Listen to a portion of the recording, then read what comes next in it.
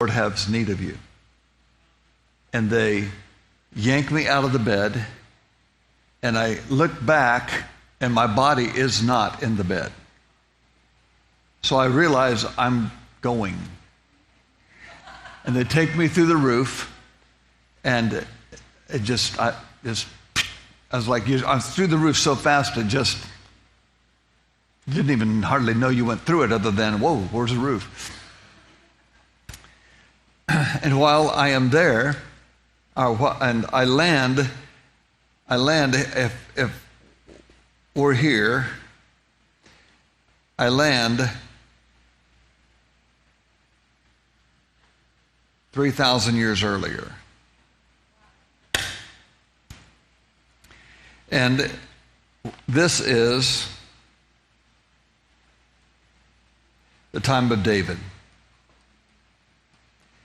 In fact, David was not king yet.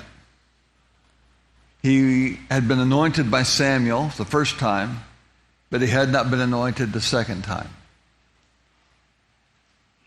And I land, and I know what I'm to do. I can't tell you how I knew. I land. I just land. And I land in a marketplace of Jerusalem. And it's covered with like a brush arbor type of covering. One side is, and then there's a street that's 3 chariots wide, and then on the other side is this same look. On the other side, marketplace. And the first thing that I'm struck with is the stench. And it's hard to describe. I guess I just thought it was like pristine, but it was not. It was urine, animal urine, mixed with human urine, mixed with melons, mixed with flies, mixed with meat, mixed with things hanging, peppers, various things hanging, mixed with beans, cantaloupe, all this, all in the same air. And so the first thing that happens, I'm choking because of the air. I'm choking. The next thing I notice is the dirt on the children's faces and hands, and the dirt in the knuckles of the merchants. I just assumed it would be much cleaner than that, but it was not. And that's what impressed me about the Bible, the movie, the Bible, is he depicted the people and the dirt they lived in. And I was not prepared for that. Now, I didn't tell this since the movie. I've been telling this for the last 20 years. So so the next thing I know is I'm doing what I'm supposed to do, and I know what I'm supposed to do. I am dressed like they are. I'm in a linen outfit or a garment, not linen maybe, but garment, and a robe. I have a rope around my waist. I have sandals on. I am to tell them that God's desire is that David be the next king of Israel. That Saul will die in battle soon, and God's desire is David be the next king. And I would think that sentence, and that he would lead them into victory after victory over the Philistines, and would be the greatest king Israel's ever had. I would think that sentence in English, and it would come out my mouth in Hebrew, and I would hear them in Hebrew, but enter my brain in English. And so it was easy to converse with them. And I knew I'm talking in Hebrew. And I understood it in English. I did not understand the Hebrew words that I said, but I understood it in English. It was like in my brain, I know, oh, yes. Yeah. And so I'm easily conversing with them. And some of the people go, of course David's going to be our king. We already have the song, Saul has slain his thousands and David is 10,000. And a couple of them even sang kind of a little lilt of that to me. And I remember thinking, oh my goodness, that was really a song. I just thought it was kind of a euphemism, but it was really a song. And others would say, no, David is not going to be our king. He's a little kid. Saul is strong and tall and rugged and handsome, and he's already led us into victories over the Philistines. No, not David. No way. No, we will not take David as king. We will not make David king, and Saul is not going to die. We have a great army. And then others would go, king.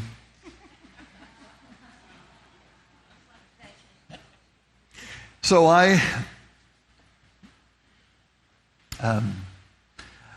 the marketplace was about 75 yards long, 50 to 75 yards long, and I was not to talk to anybody other than to tell them these things. So some of the people would say, "Are you a prophet? We need to hear from a prophet. Are you a prophet?"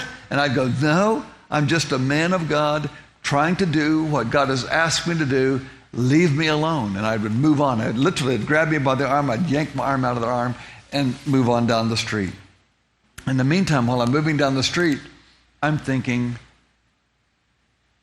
my wife is not going to be able to collect our insurance policy.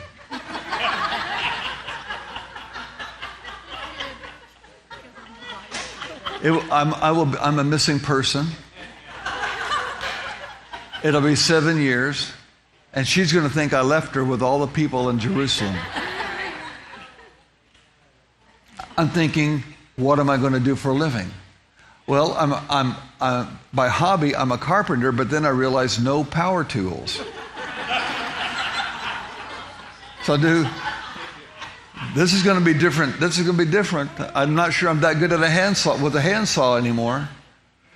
I don't know where I'm going to stay. And so I'm talking to people, I'm moving, and in between people, I'm thinking these rational cognitive thoughts. I get down to the end of the marketplace, and I look across the street. Well, actually, I was headed that way, but I look across the street, and a young man has been following me down the street. And I knew it was David, and he radiated light all around him. Very clear light. It was easy for me to see. And I'm guessing others saw it because I saw it so easy. And it's like he kept one eye on me and one eye on the person. He'd talk to somebody over there, but he watched me. So by the time I get down to the end of the street, I'm thinking, okay, I've got to find a place to stay. I've got to find a way to live. And because I can't get myself back. I cannot get myself back. And I, it's like I can't pick up a cell phone and call my wife. And I'm really worried about what she's going to be thinking, but here I am. What do I do? And so he motions to me, "You, come here." And I look around, and I go, "Who?" And he goes, "You, come here." So I walk out into the middle of the street. He walks out into the middle of the street, and he's not 5 foot tall. And he probably didn't weigh 105 pounds. But he was very GQ-esque. I'm telling you, chiseled, kind of reddish face, but incredibly blue-green eyes. And he's looking at me in the eyes, and he reaches up and takes to take my hand. I reach and take his hand like this. And he had little bitty hands, small hands. And he had long, dark red hair, almost so dark it was almost black red, auburn hair. And it had waves in it, deep waves, not curls, but waves. And I mean, I remember thinking, this guy could have been a model. I'm telling you. You make him 6 foot or 6'2", this kid's a model. He'll make $1 zillion. And so he's looking at me, and he says this. He says, "I know who you are. I know who sent you, and we'll meet again." And at that moment, a cart goes by full of melons, and a burro goes by with gunny sacks of something on its back. And when they pass, whoosh, I'm taken. I land in bed and I'm bouncing in the bed. My heart is about to jump out of my chest. I can't catch my breath. Diane, my wife, rolls over and she goes, John, do you feel the presence of the Lord here? She rolls back over and goes to sleep, and I'm going,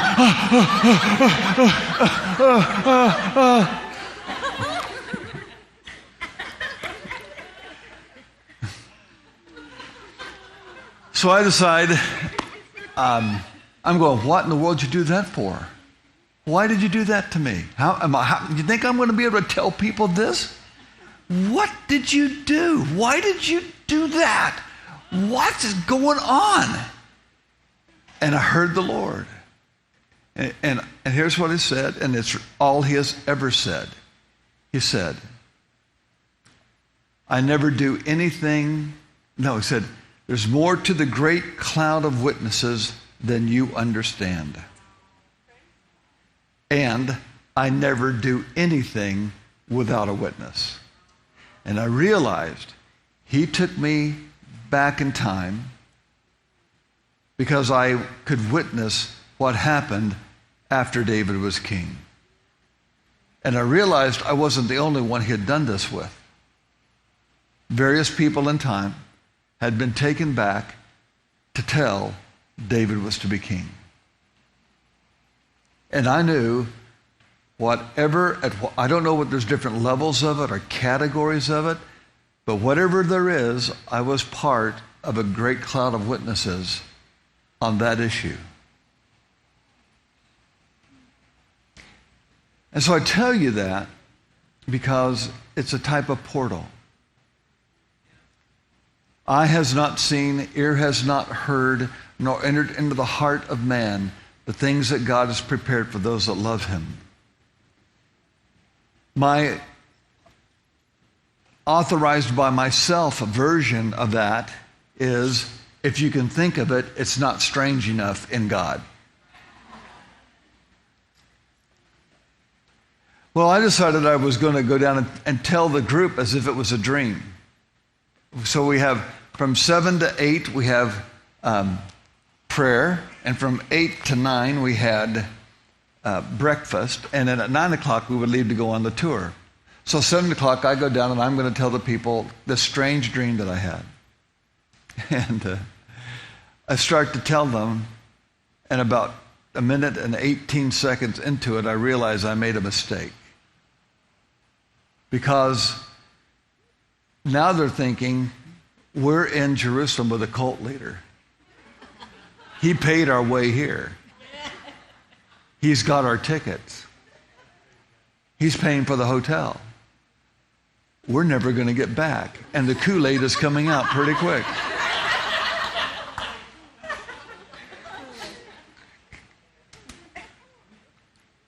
So that even makes me less happy. And so we finish prayer, we're eating breakfast, and the tour guide comes and he says, would you like to go to a new excavation in the old city? And I said, nah, let's go on to Masada. And he says, well, you might be interested in this. And I said, well, I've seen everything. And he said, well, you haven't seen this because it just opens today. And I said, well, whatever they want, we'll do it. And so the group was kind of gathered around. He says, what do you want to do? You guys want to go see it or do you want to go on to Masada? They go, let's go see it. They go, oh, great. I just wanted to disappear.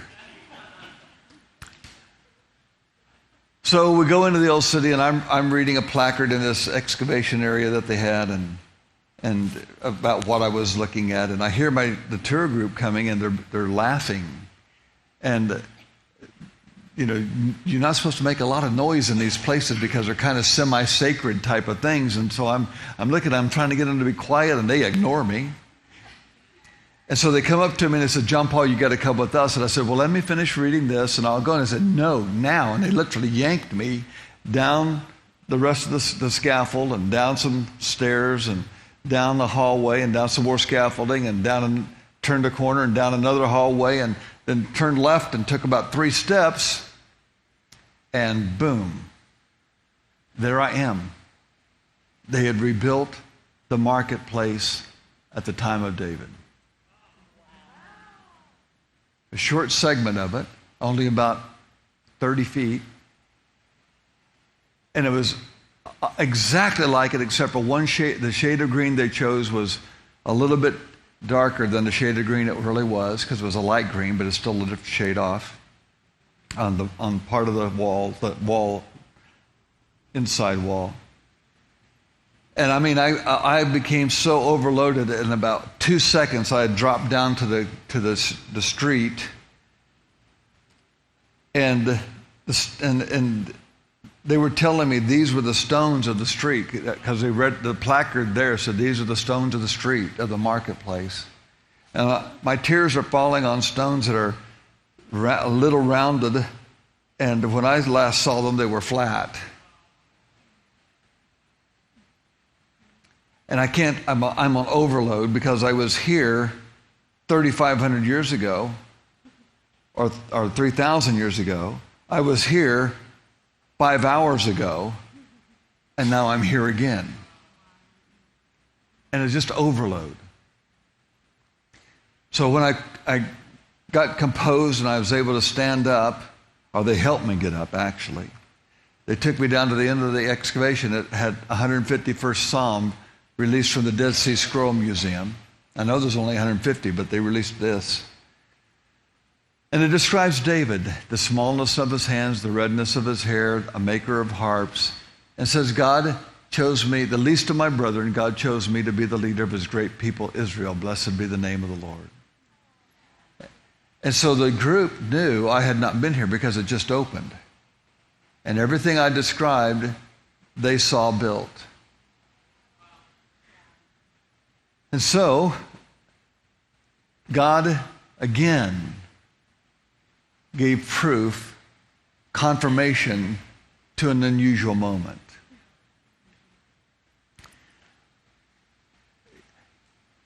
And I tell you this, not because it's important what happened to me. I tell you this because my mother and father taught me from my youth, God is still God. And he can do whatever he wants, whenever he wants. And I was raised with that. And that may be why so much happens to me.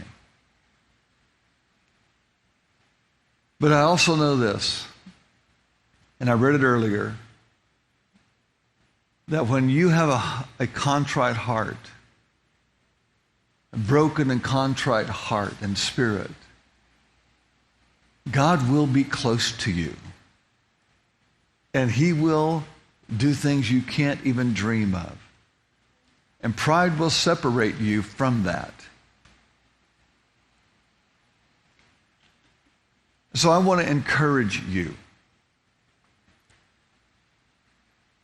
Let God be God.